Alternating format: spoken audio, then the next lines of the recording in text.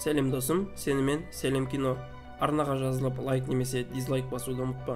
Бұл мен үшін өте маңызды. Кино басталмас бұрын саған айтарым бар. Менің каналымның ешқандай тәрбиелік мән мағынасы жоқ. Бірақ та ұятсыз киноларға шоу жасалмауын барынша қадағалаймын. Әзіл немесе анайы сөздер сенің немесе жақыныңның өміріне нұқсан келтіретін болса, бұл видеоны өшіруіңді өтінемін. Ал менімен қалған бригадамен бірге кино шоуымызды бастайық.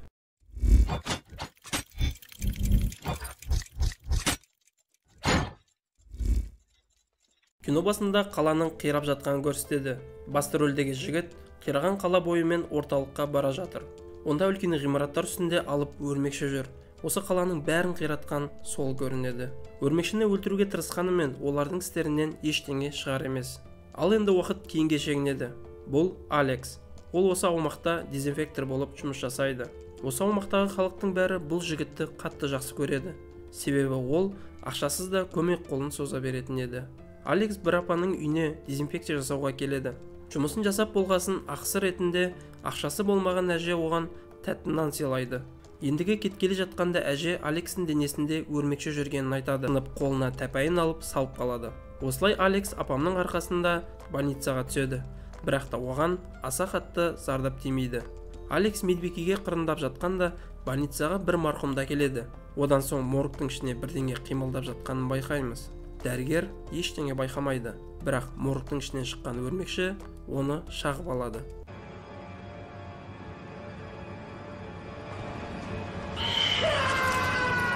Келесі кадрда дәрігер өзін бірдеңе шағып алғанын айтады, бірақ не екенін түсіне қоймайды.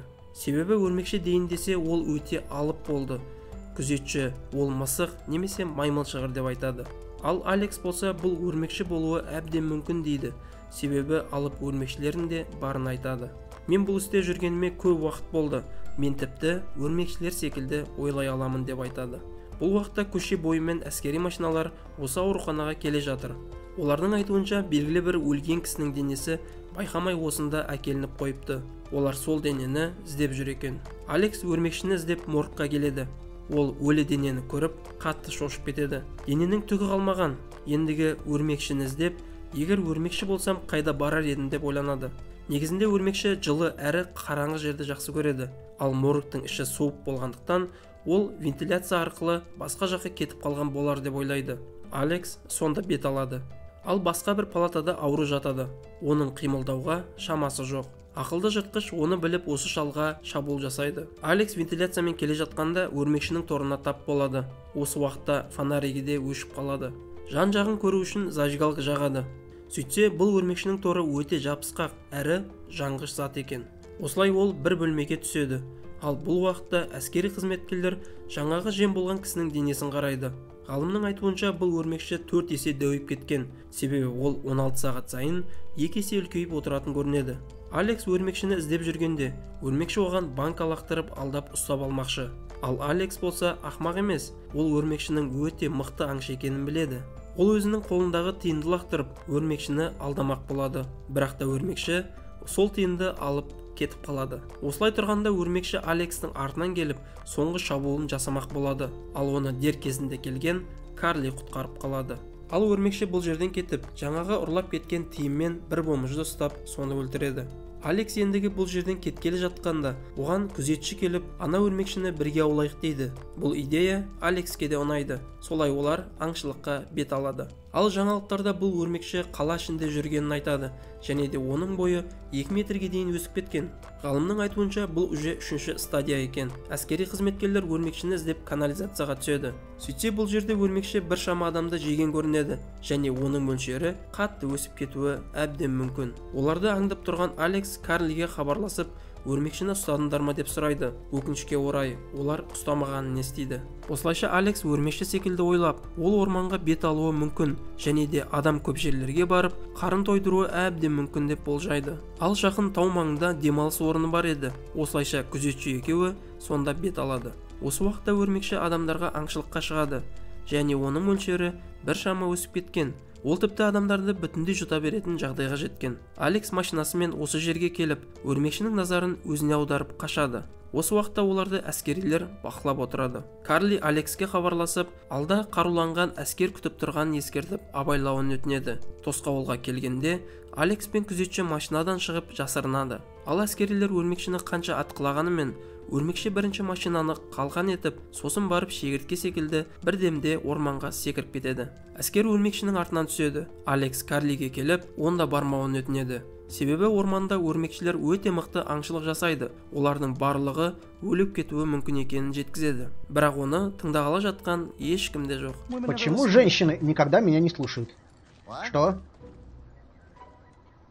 Осылай әскер өрмекшіні аулаймын деп жүргенде, өрмекші оларды біртіндеп өлтіреді, және олардың қаруы да өрмекшіге кедергі бола алмайды. Карли өрмекшінің құрған торына түсіп қалады. Енді өлемін-ау деп тұрғанда оған көмекке Алекс келеді. Ол өзінің пышағын ысытып, Карлиді босатып алады. Сол уақытта оларды өрмекші байқап қалады. Ал Карлидің сөмкесінде термограната бар еді. Ол өрмекші жақындағанда соны жарып жіберемін дейді. Бірақ та өрмекшімен қоса олар да өліп кететіні сөзсіз еді. Женщина моей мечты и странный паук хотят меня убить. Превосходно. Осы уақытта күзетші жүгіріп келіп, тоқтамай өрмекшіні атады.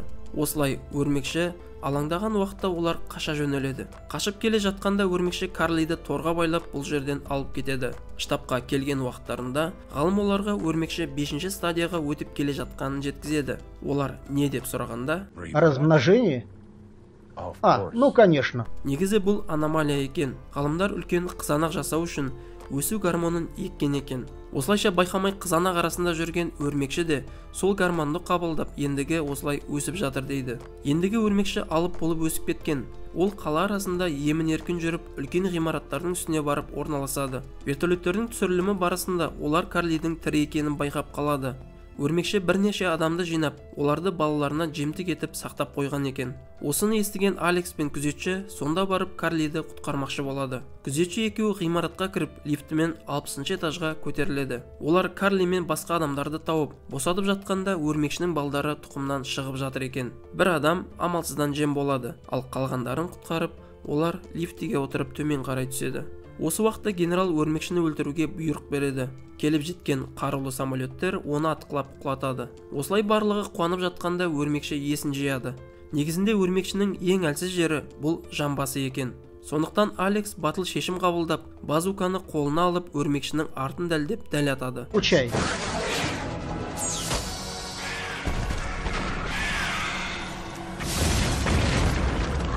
Фильмнің соңында Алекс пен Карли қосыла кетеді. Осылайша киноның соңына жетеміз. Достар, арнаға жазылып, лайк басуды ұмытпағайсыздар.